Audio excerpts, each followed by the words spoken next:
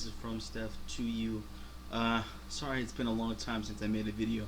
I've been so busy with school and other things. I just haven't had quite the time to really do all the things that I wish I could do.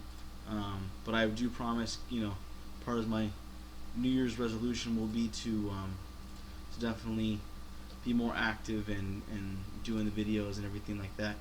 Um, you know, I'm gonna kind of shorten them up a little bit though, because looking back at some of the videos, they kind of went on, 20. I try to keep them, between 10 and 15 minutes, but some of them went to 20.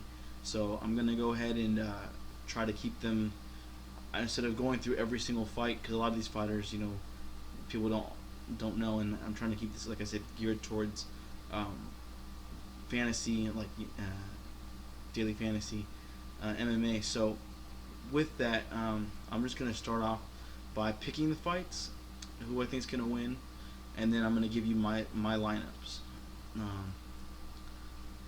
So first up, we have Sheldon Westcott and Edgar Garcia. I'm gonna call Sheldon Westcott for that fight.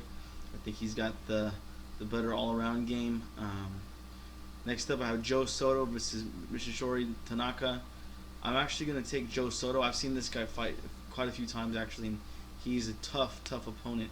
I think he's got grit. He's got a good all-around game, and so I'm gonna take him. Dustin Poirier versus Joe Duffy. I'm gonna take Dustin Poirier. Joe Duffy has been really impressive, but Poirier has only really lost big to McGregor, and he just lost again recently. But he's a top fighter, and I think that he's just gonna have more experience. Scott Holtzman versus Drew Dober. I actually like Drew Dober. I know he's been kind of an up and down fighter. He kind of has folded, when he gets the bigger matchups, but I think he'll win. And then Nina Ansaroff and Justine Kish. This one's a really tough fight, and Ansaroff, she's got 10 fights under her record, but she's only won 6 of them. Kish is kind of, only has 4 pro fights, but I think she has the kind of the youth on her side. I liked her striking. Her ground game was from what I saw on one of the fights was decent. I'm gonna go ahead and take her. Michael McDonald versus Masanori Kanehara. I'm gonna take Michael McDonald in that one. Kyle Noke versus Alex Morono. I'm gonna take Morono. I think that dude's a lot more explosive. Noke, he's just kind of one of those guys that's just always gonna hang around. But he's not gonna. I don't really see him finishing this fight. Then the one I'm really excited about is my boy Tony Sims fighting Abel Trujillo. I'm gonna take Tony Sims in this one. His boxing is really good. He's knocked out some guys at 170 pounds like Steve Montgomery. I know he did lose his last fight, but he took that fight on short notice.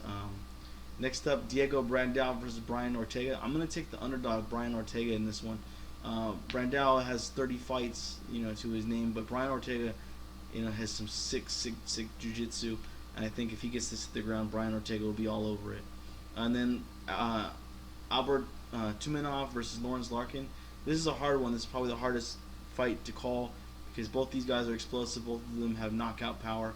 But I'm going to take Albert Tumenov in this one. I think that he's a little bit more of explosive, and I think he's got the better chin because we have seen Lorenz Larkin knocked out before.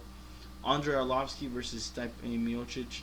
I'm going to take Stipe Miocic in this one. This guy's got insane power. I mean, he was anybody that could knock out Mark Hunt definitely is explosive. Arlovski's had a great resurgence, but he didn't do very much. I actually think he lost the fight against Frank Mir, and so I'm not really too high on him in this one. And then of course my favorite fighter, Carlos Condit, is fighting for the belt against Robbie Lawler. I don't want to let my personal bias, because I'm a big fan of Carlos Condit, get in the way, but I really do believe stylistically he matches up well. Robbie Lawler, I think, has a tendency to gas, and if he gets past the second round, and don't get me wrong, Robbie Lawler definitely hits harder, but with the movement coaches that Carlos Condit has been using and a lot of the things that he's been doing, I really think that he's the more well-rounded fighter. I think if he can get to the ground, he obviously has an advantage there. He's very durable. It's really hard to knock out Carlos Condit. few years back. Roy McDonald hit him with everything he had, and then in the last few minute, Carlos Condit just completely took the fight over.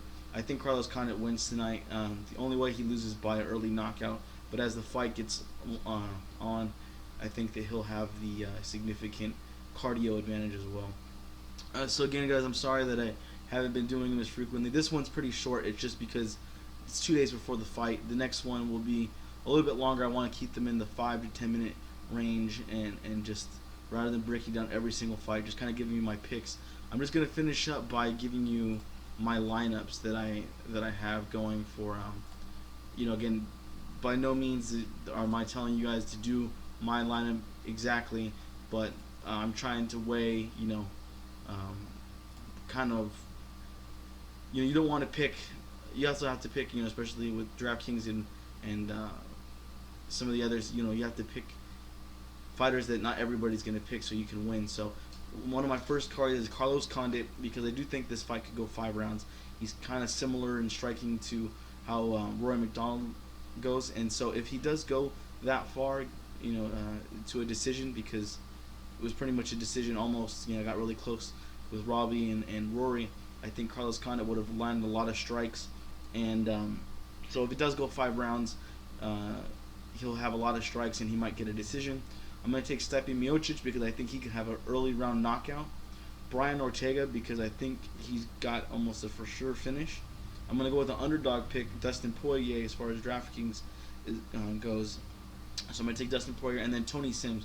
Do not sleep on Tony Sims. I'm telling you guys, guy's got power. He's got a huge background in boxing. It's definitely one to look at. That kind of lineup, you don't want to put that in like ones when you have hundreds of thousands of people. But if you're going to go against 20 to 30 people, something like that would be pretty good.